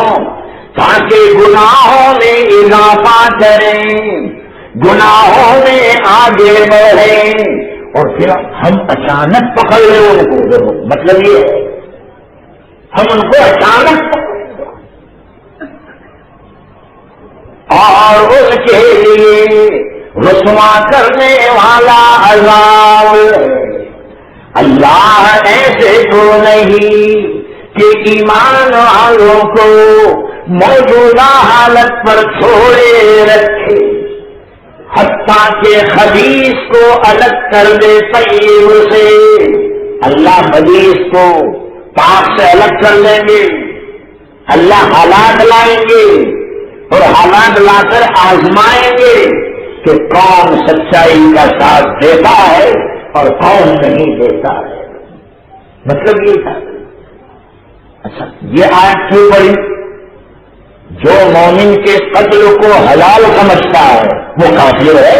دیکھیے حضرت کہنا یہ چاہتے تھے کہ آج یہ مومن کے قتل کو حلال سمجھ رہے ہیں، جائز سمجھ رہے ہیں، تو ان کے کفر میں کیا چھوا ہوا. یہ آیت بار بار حضرت پڑھتے جاتے تھے. طبیعت بھری ہوئی تھی، کچھ درد بھرے اشعار بھی پڑھنے لگے جس کو حضرت زینب نہیں سن سکی. چلاتی ہوئی خیمے سے باہر آئی، کاش کے آسمان آج کربلا کی زمین پر پھٹ گیا ہوتا. اے خلیفہ ماضی، اے سرپرست باقی، میری موت نے میری زندگی کو ختم کر دیا ہوتا.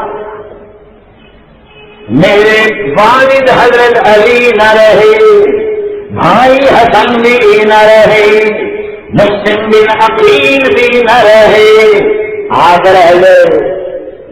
ان کو بھی میں کربلا کے میدان میں دشمنوں کے بیچ میں خون میں نہاتا ہوا دیکھ.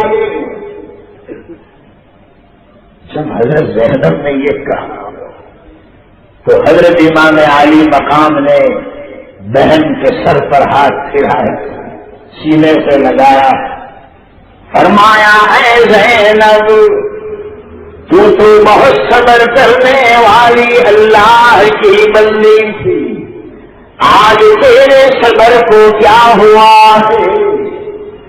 کل مخلوق پناہ ہونے والی، میرے والد حضرت علی نہ رہے، بھائی حضرت حسن نہ رہے، حضرت مسلم بن عقیل نہ رہے، تمہیں اور مجھے زندہ رہ کر کیا کرنا ہے؟ ہر چیز دنیا میں فنا ہونے والی، کل من علیہا فان وَيَبْقَى وَجْهُ رَبِّكَ ذُو الْجَلَالِ وَالْإِكْرَامِ فَبِأَيِّ آلَاءِ رَبِّكُمَا تُكَذِّبَانِ. زینب کا رونا بند ہوا. پھر امام علی مقام نے فرمایا زینب اگر یہ دین کے دشمن تیرے بھائی کی گردن قلم کر دیں تو رونا میں، مرثیے مت پڑھنا، گریبان چاٹ مت کرنا، بالوں کو نہ نوچنا، ہائے واویلا مت پکارنا، نانا جان کی شریعت میں یہ کام جائز نہیں ہے۔ اپنی بہن کو وصیت کی، ان کو بھی روانہ کیا اور نماز اور ذکر میں لگایا۔ یہ شہادت کی رات ہے بھائیو، 1 گھنٹہ اور 40 منٹ ہو چکا ہے، مجھے سفر کرنا ہے، انشاءاللہ پرسوں ملاقات ہوگی اتوار کے دن اسی جگہ پر۔ اللہ تعالی ہماری اس کہنے سننے کو قبول فرمائے اور شہدائے کربلا کی روحوں کو ہم سب کی طرف سے بہترین بدلہ عطا فرمائے، اور اس پورے مجمع کو اللہ اور جتنی ماں بہنیں جمع ہوئی ہیں اللہ تعالیٰ ان بہنوں کو قبول فرمائے، بھائیوں کو، مجمع کو، اور ہم سب کے ایمان اور اسلام کی جڑوں کو اللہ مضبوط فرمائے۔ آمین وآخر دعوانا ان الحمد للہ رب العالمین۔ سیدنا و نبینا مولانا محمد وعلی آل سیدنا و نبینا مولانا محمد وبارک وسلم۔ اللهم لك الحمد كما أنت أهله ولك الحمد بما أنت أهله، لا نحصي ثناء عليك أنت كما أثنيت على نفسك، لا نحصي ثناء عليك أنت كما أثنيت على نفسك۔ یا الہ العالمین ہم سب پر رحم فرما، اے اللہ ہم سب پر کرم فرما، اے اللہ ہم سب کی بگڑی بنا دے، خیر کے فیصلے فرما دے، اے اللہ آنے والے پورے مجمع کو قبول فرما، یا الہ العالمین ہمیں دین کا فہم عطا فرما، دارین کی کامیابیاں عطا فرما، اے اللہ اس مجمع کو قبول فرما جو بہت دیر سے بیٹھ کر آپ کے لاڈلے نبی کے لاڈلے نواسے کی داستان کو سن رہا تھا۔ اے اللہ بیان کرنے والوں کو بھی قبول فرما، سننے والے اور والیوں کو بھی قبول فرما، جن کی طرف سے اور قربانیوں سے یہ پروگرام رکھے گئے اے اللہ ان کو بھی قبول فرما۔ یا الہ العالمین ہمارے بیماروں پر رحم فرما، بیماروں کو شفاء کاملہ عاجلہ دائمہ مستمرہ نصیب فرما۔ ہمارے حافظ عبدالرؤوف پرمانک والوں کی والدہ نے بھی اے اللہ دعا کے لیے کہا، یا الہ العالمین ان کی والدہ کو بھی شفاء کاملہ عاجلہ دائمہ مستمرہ عطا فرما۔ اے اللہ راندیر میں مولانا انور صاحب ابن مولانا احمد اللہ صاحب بیمار ہیں، مولانا کو بھی شفاء کلیہ عاجلہ عطا فرما۔ اے پاک پروردگار اس مجمع میں جتنے بیٹھے ہیں ان کے جو بھی رشتہ دار متعلقین میں بیمار ہوں اے اللہ اس دعا کی برکت سے سب پر رحم فرما، شفا عطا فرما۔ بیماری بھی تیری رحمت ہے، گناہ معاف ہوتے ہیں، تو مومن کو پاک کر دیتا ہے، اے اللہ پاک صاف کر کے اٹھاتا ہے۔ اے اللہ بیماروں پر رحم فرما، رحم فرما، مولا کرم فرما، مولا ہمارے مرحومین کی مغفرت فرما، ان کے درجات بلند فرما۔ یا الہ العالمین میری ان دونوں محسنوں کو حاجی احمد صاحب فرمانے کی اسٹور والے سب سے پہلے جن سے میرا تعلق ہوا سورت میں، حاجی شفیع محمد صاحب بسم اللہ ہوٹل والے، اے اللہ یہ میرے دونوں محسنین کی مغفرت فرما۔ یا الہ العالمین قاری عبدالرزاق صاحب دریائی، یا الہ العالمین اور بھی ہمارے میمن برادری میں جتنے مرحوم ہو چکے ہیں اللہ دیر کے زمانے میں یا بھی ان سب کی مغفرت فرما، درجات بلند فرما، کامیابی عطا فرما۔ اے اللہ قبر کو نورانی بنا، نور سے منور فرما، جنت کا باغیچہ بنا دے۔ اے اللہ شہدائے کربلا کی برکت سے ہم سب کا بیٹھنا قبول فرما، اے اللہ قبول فرما۔ ان کے جسم سے نکلنے والے خون کے ہر قطرے کو اے اللہ ہماری ہدایت کا سبب بنا، پوری امت پر رحم فرما، آقا کی پوری امت پر رحم فرما۔ اے اللہ ہمارے آقا جو اپنے لاڈلے نوازے کو چاہتے تھے اسی طرح پوری امت کو چاہتے تھے، اے اللہ یہ وہی امت ہے، یہ وہی امت ہے جس کے لیے پیارے نبی نے قربانی دی ہے، راحت و آرام کو قربان کیا ہے۔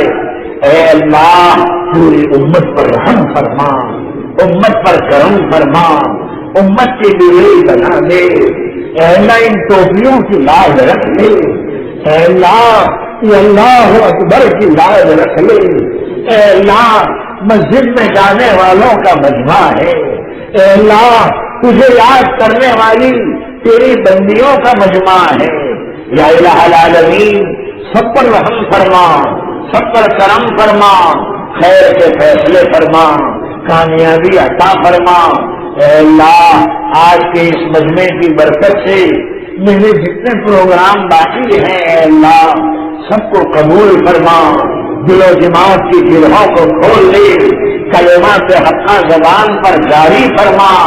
یا الہ العالمین جتنے بھی ہمارے رفقا اور اس سرکل کے ساتھی ہیں سب کو قبول فرما، سب کی قربانیوں کو قبول فرما اور ان قربانیوں کا نعم البدل ان کو عطا فرما۔ یا الہ العالمین ہماری دعاؤں کو اپنے فضل و کرم سے اپنے لاڈلے نبی کے صدقے میں، شہدائے کربلا کے صدقے میں اے اللہ ہماری دعاؤں کو قبول فرما۔ اللہم صلی علی سیدنا ونبینا مولانا محمد وعلی آل سیدنا ونبینا مولانا محمد وبارک وسلم۔ سبحان ربک رب العزت عما یصفون، سلام علی المرسلین، الحمد للہ رب العالمین برحمتک یا ارحم